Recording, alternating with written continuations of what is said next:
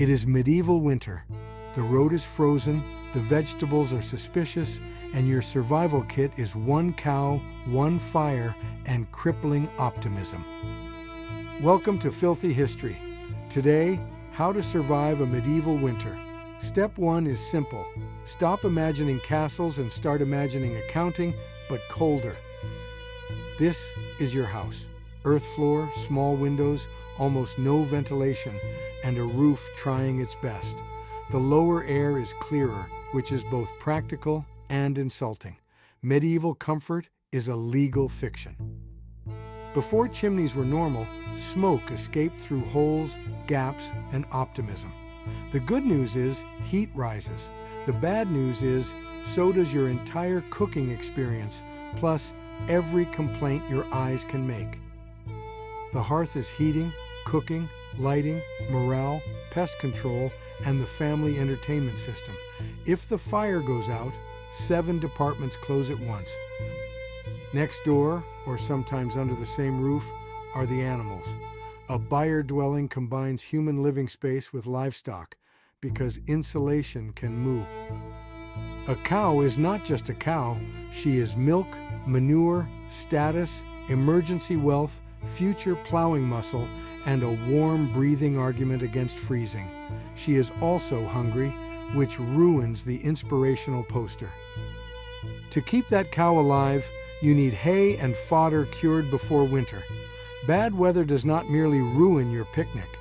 It can cancel next year's plowing team, dairy supply, and manure plan in one efficient disaster.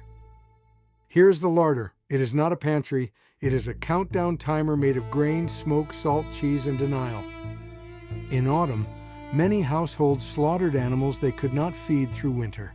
Meat was salted, smoked, pickled, or sealed in fat. Butter could be heavily salted. Cheese turned milk into a more patient object. Delicious? Sometimes. Strategic? Absolutely.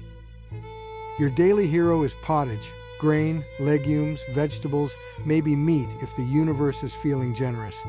It sits over the fire for days and receives updates like bad software, except the patch notes are cabbage. Bread, pottage, and ale carried a lot of medieval calories because grain did the heavy lifting. Small beer was not a party. It was hydration with a tiny paperwork mustache and just enough usefulness to be invited daily. Outside, the open fields are divided into strips. Your crops are scattered on purpose because medieval risk management is hiding bad luck in several places. In the 3-field system, one field gets winter wheat or rye, one gets spring peas, beans, or oats, and one rests fallow. Legumes help the soil, grazing animals help the fallow, and the land is exhausted too. After harvest, livestock grazed common stubble and fallow land, leaving manure behind. Common rules decided who used what and when. It is recycling if the recycling bin has hooves, opinions, and neighbors watching. Now enter the woodlot.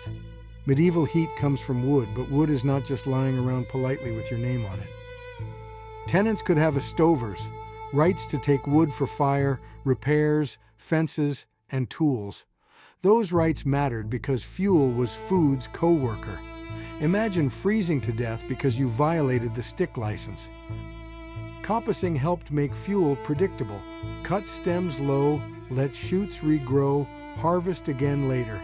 It supplied small wood for fuel, fences, wattle, and tools. A tree, bravely participating in subscription billing. Finally, the barn. Grain survives winter better than you do, so institutions built excellent rooms to keep track of it. Dry storage is boring until everyone depends on it. Tithe barns stored rents and church tithes. A tithe was commonly 1/10 of produce, owed before the household could pretend the pile was generous. So yes, even your famine spreadsheet has deductions. Most people on a manor were peasant farmers or serfs. They grew food, paid rent, worked the Lord's land, owed church support, and tried not to become a footnote with frostbite. Clothing is your other wall. Wool, linen, leather, hoods, cloaks, and sheepskin keep the cold out. Fabric is expensive, layers are precious, and fashion quietly leaves the room. But warm is not clean. Your smoky room may also contain people, tools, damp clothes, stored food, and livestock. The interior design theme is respiratory compromise. Winter is not leisure. You mend, thresh, spin, repair tools, check animals, watch stores shrink, and negotiate with a turnip that has started making eye contact. The system is communal because one household alone is fragile. Shared plowing, grazing, wood rules, mills, ovens, borrowed animals, and gossip all become survival infrastructure. Isolation is for saints and corpses. And sometimes the system failed. In 1315, heavy rain and cool temperatures hit much of Europe. Grain struggled to ripen, fields flooded, and hay would not cure. The spreadsheet had no spare column for weather-doing crimes. That mattered because animals needed fodder. During the Great Famine years, cattle and sheep losses were severe, and disease followed weakness. The cow-shaped bank account could close permanently. Even preservation could break. In wet weather, salt could become harder to obtain because making it from brine depended on evaporation. Without salt, meat storage becomes a motivational speech for bacteria. Later medieval Europe also overlaps with early Little Ice Age conditions in some regions. Not an actual Little Ice Age everywhere, and not one neat switch. More like climate saying, surprise audit, than losing the receipt. So survival is not toughness. It is storage, neighbors, fuel rights, dry grain, a fed animal, and luck wearing 3 wool layers. The wealthy survive with storehouses. The village survives with rules. The poor survive by making every object do 6 jobs, then thanking it politely because replacement objects are a springtime fantasy.